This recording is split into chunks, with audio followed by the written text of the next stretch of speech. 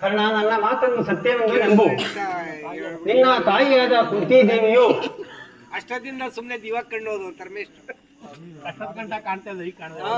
ಮುನಿ ದುರ್ವಾಸ ಮುನಿಗಳಿಂದ 5 ಮಂತ್ರೋಪ ದೋಷಗಳನ್ನು ಹೊಂದಿ ಅವುಗಳಲ್ಲಿ ಫಲಿಸುವುದೋ ಇಲ್ಲವೋ ಎಂದು ಸೂರ್ಯ ಮಂತ್ರವನ್ನು ಜಪಿಸಿದಳು. ಆಗ ನೀನು ಕರ್ಣದಲ್ಲಿ ಜನಿಸಿದೆ. ಲೋಕೋಪಯೋಗಕ್ಕೆ ಎದರಿ ನಿನ್ನ ತಾಯಿಯು ಗಂಗಾ ನದಿಯಲ್ಲಿ ತೇಲಿ ಬಿಟ್ಟಳು. ದೂತರು ನಿನ್ನ ಸಾಕಿ ಸಲಹಿದರು.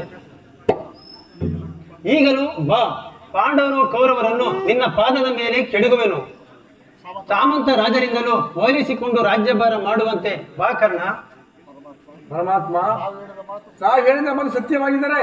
ಸತ್ಯವಾಗಿದ್ದ ಪಕ್ಷದಲ್ಲಿ ಭೀಮಾರ್ಜುನನ್ನು ಕಂಡಾಗಲ್ಲ ಸೂತ ನೀಚ ಹೀನಾಕುಲದೆಂದು ನನ್ನನ್ನು ಹೇಳಿಸ್ತಿರುವರಲ್ಲ. ನಾನು ಇಂಥವನು ಎಂಬ ವಿಚಾರ ಅವರು ತಿಳಿಯದೇ ದೇವ. ತಿಳಿಯದು ಕರ್ಣ, ತಿಳಿಯದು ಕರ್ಣ.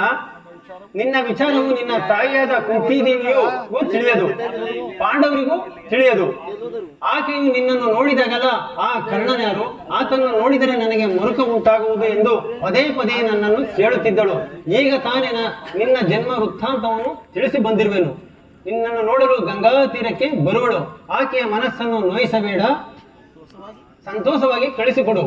ನಾನಿನ್ನು ಬಂದು ಬಹಳ ವೇಳೆಯಾಯಿತು. ನಾನಿನ್ನು ಬರಲೇ ಕರ್ಣ. ಹಾಗಬಹುದು ದೇವ.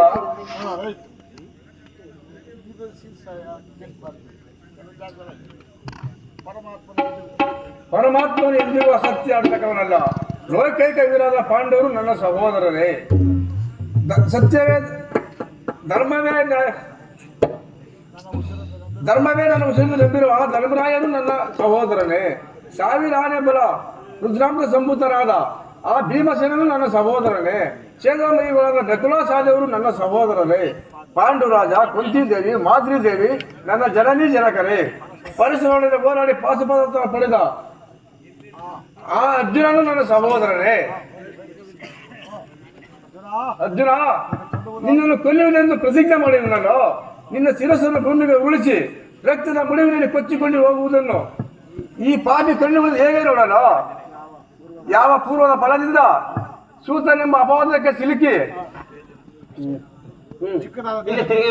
ಚಿಕ್ಕದಾದ ದೇಹಕ್ಕೆ ಅಪಾರವಾದ ಬೆಂಕಿಯನ್ನು ಹೇಗೆ ತುಂಬಿಕೊಳ್ಳಲು ಸಾಧ್ಯವೇ? ಇದುವರೆಗೂ ಬಂಧು ಬಾಂಧವರು ಯಾರೆಂದು ತಿಳಿಯದೆ ಎದೆ ಪಡಿಸಿದ ನನಗೆ ಬಂಧು ಬಾಂಧವರು ಇಂಥವರೇ ತಿಳಿದ ಬಳಿಕ ಎಂತ ಉಪದೇಶ ಕಂಡ ಪ್ರಾಪ್ತವಾಯಿತು.